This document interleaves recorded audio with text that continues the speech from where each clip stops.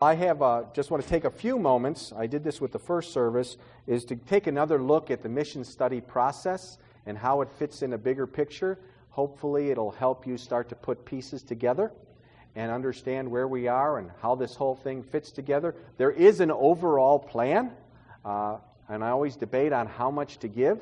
Do I give you the whole plan and risk you going, we'll never get all that done? Or do I give you bits and pieces? But then people say, I don't understand how this fits in. I don't know what difference it's going to make. So today I'm going to kind of do a little bit more of give you an overview. Here's another look at it. If you'll look at it with me.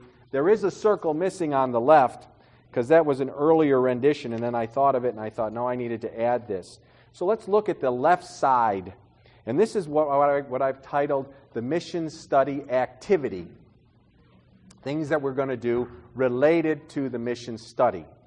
And you'll see that there's community interviews, there's small group conversations, and there are large group conversations.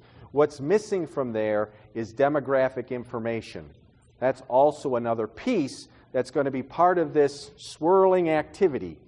As we're going to take, as each one of those, you'll note that they touch, they overlap, they're going to connect. So what's going to happen now is while we are doing the community interviews, the Mission Study Task Force is going to be doing those, but they're also going to continue to study some demographic information. And we have two sources of that demographic information. One comes from Fantine Hess and her work and what she has access to. The other comes from the Presbyterian that gives us more information about faith perspectives. So some of the information that we've already discovered is that of our 77 households, okay, of our current membership, reside in 9 different communities. Okay? If you look at those 9 different communities and their population and their households, in the larger area is 82,000 households. Okay? Other information, Springboro, 55% of our membership lives within the Springboro zip code. Okay? Of that population, 6.8% have self-identified themselves as having a Presbyterian or Reformed preference. So that means there's over 1,600 households in the Springboro zip code that have said, if I were to go to church, I would prefer a Presbyterian or Reformed church. Franklin, where 8% of our membership resides, there would be 400 households that have done the same thing. So that's the kind of initial information we're gathering and wrestling with, saying, what does this mean? What does this have to do with us? At the same time, we'll be doing these community conversations, those community interviews, where we're trying to figure out where is Christ outside, active in the life of the world. Where's Christ in the world outside of our church?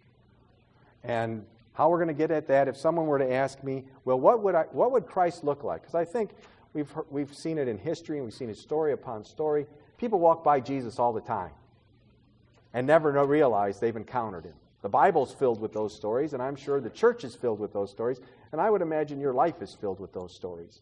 Well, if you were to ask me, well, Lee, can you give me a hint?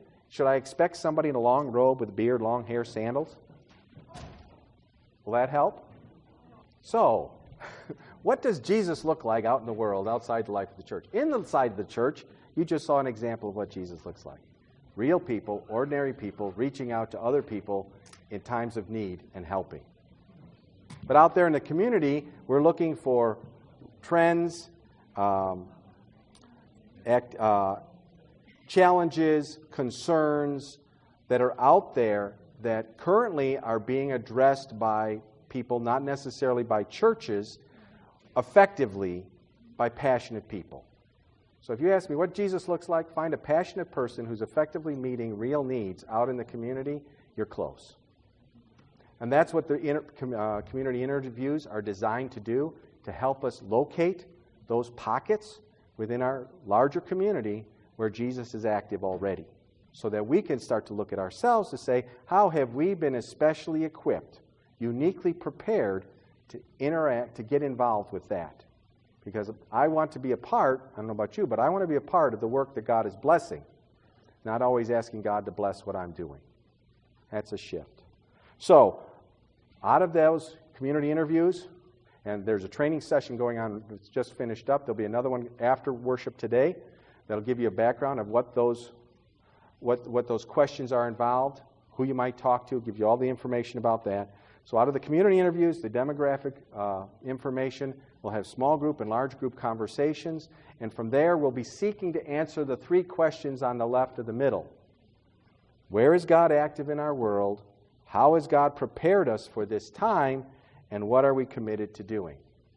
Now, those are important questions. If I was a potential candidate as your next pastor, I would want to know how you answered those. I'd want to know where you see God active in this community. I would want to know how you feel you've been prepared for this time in the life of the church. And I'd want to know what you're really committed to doing. Talking about it or doing something about it.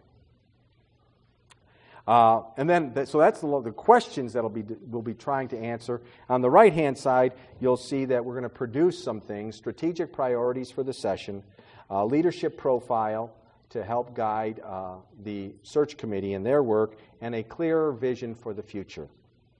And so that mission study report is produced by the Mission Study Task Force. They will write that. They will answer those questions. They will work with others to produce those other documents.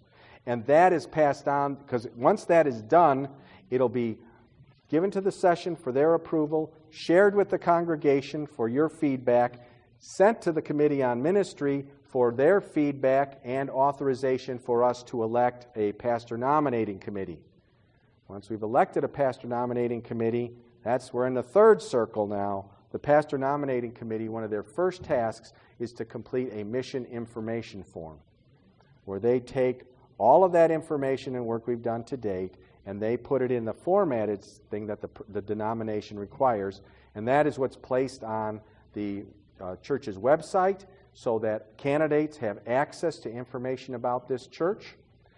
They can make a decision of whether or not they want to apply. It also is the means by which there's a computer matching with this congregation and with potential candidates. And so that's part of the search process.